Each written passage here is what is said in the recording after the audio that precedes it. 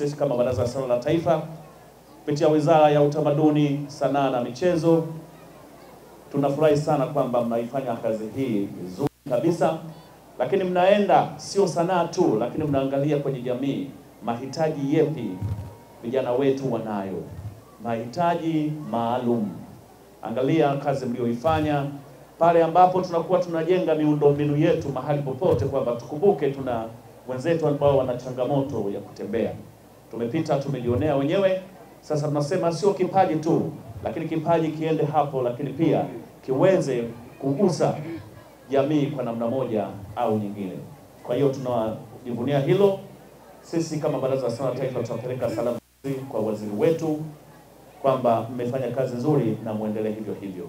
Na niwapongeze Jangwani, mjipigie makofi kwanza. Mwaka jana katika wale washindi wetu 6, mshindi mmoja alitoka Jangwani. Jangwani, uzuri wa Tanzania. Na niseme tu, mwaka huu tutaendeleza zoezi hili. Mwaka jana tulilifanya tu Dar es Salaam, lakini tutaendeleza zoezi hili nchi nzima, tukishirikiana na wizara na wadau wote wa maendeleo, sekta binafsi, NGO na wengineo.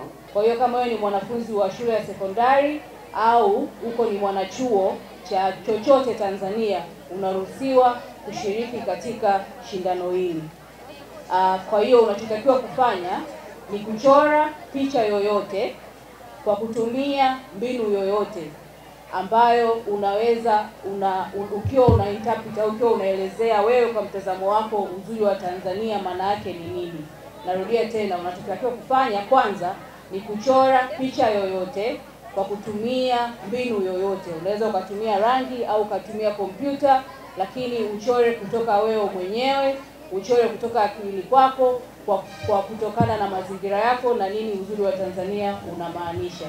Baada ya kuchora picha hizo, mnatakiwa kuzipeleka au kuzisubmit katika vituo vyetu ambavyo viko nchi nzima, ikiwemo Dar es Salaam pale UD, ama shuleni hapa Jangwani, Dodoma pale tutakuwa UDOM, Arusha tutakuwa na partner wetu atakayekuwa anakusanya kazi hizo, Mwanza, Mtwara, Tanga, Bagamoyo na mikoa mingine mengi ambayo pia itashiriki. Lakini pia kama hauwezi kufika katika vituo vya kukusanya hizi kazi, unaweza kusubmit online, unaweza kupeleka kazi yako kidijitali zaidi kwa kufuata link ambayo ipo kwenye page za Instagram za Vivo Energy Tanzania na za Nafasi Art Space. Uzuri wa Tanzania was launched in Dar es Salaam.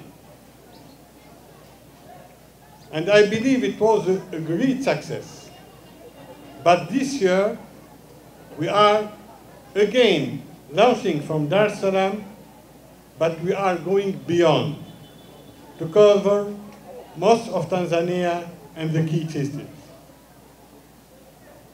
And for that, I would like to thank all our partners for their support, for their availability, and for the sharing of expertise.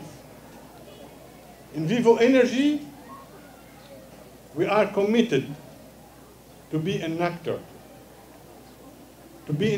in the society and the environment that is surrounding us. And this is not a corporate label.